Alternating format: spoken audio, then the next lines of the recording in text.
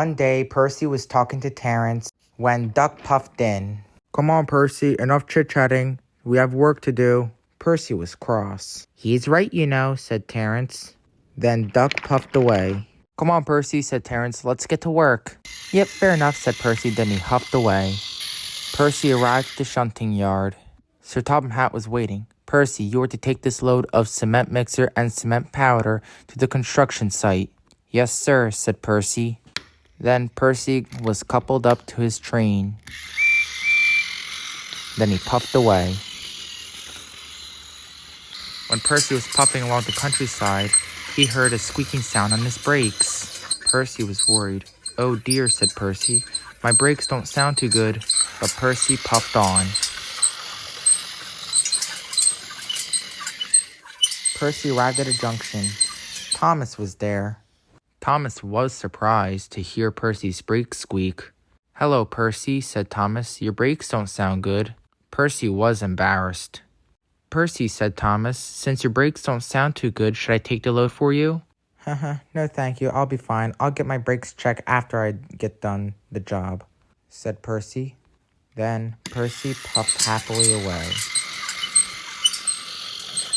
Percy puffed by Donald and Douglas with his squeaky brakes. Donald and Douglas were surprised. "Percy, your brakes don't sound too good," said Donald. "Maybe you should go have your brakes checked," said Douglas. But Percy wasn't listening. He was puffing by Rosie with his squeaky brakes, and the squeak was louder and louder. Rosie was surprised. "Oh dear, Percy, your brakes don't sound too good," said Rosie. Then there was trouble. The squeak stopped. Percy was going faster and faster. His brakes had stopped working altogether. "Oh no! Help! I can't stop!" He rolled by Edward and said, "Edward, I can't stop! Help!" Edward was surprised. "Oh dear," said Edward.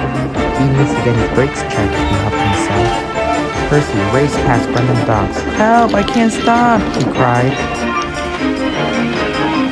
Then there was trouble. Percy was going near Tidman's shed, so he couldn't stop. "Help!" cried Percy. He shut his eyes. Then there was trouble. Percy crashed right through the brick wall. "Bust my buffers!" cried Percy. Luckily, no one was hurt, but Percy's driver and fireman had jumped clear before the crash. Percy felt terrible. "Oh dear," said Percy. "My paint is all scratched up."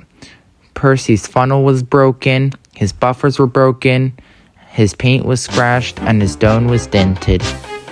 Later, Jack, Alfie, and Trevor came to clear the mess.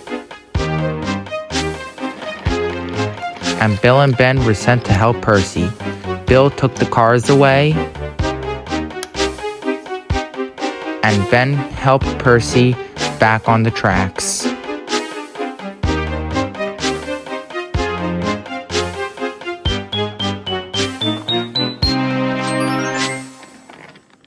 At last, Percy was back on the tracks. Sir Topham Hatt was cross. "Well, Percy, I'm very disappointed in you, because when you heard the squeak on your brakes, that's when you're supposed to go straight to the repair yard, because that's why you had an accident, because you didn't go to the repair yard. That's why you're supposed to get your brakes checked first," he said crossly. "Yes, sir. Sorry, sir," said Percy sadly. Percy was loaded on Henry's flatbed, and then Henry took Percy to the repair yard. Percy was feeling very sad. "I should have got my brakes checked first," he said sadly. He remembered when James once crashed into Tidman's sheds. And he remembers how a long time ago Sir Topham Hatt said to James, "If you can't behave, I shall take away your red coat and have you painted blue." "I hope this doesn't happen to me," he huffed nervously to himself. But I think Percy learned his lesson. Don't you?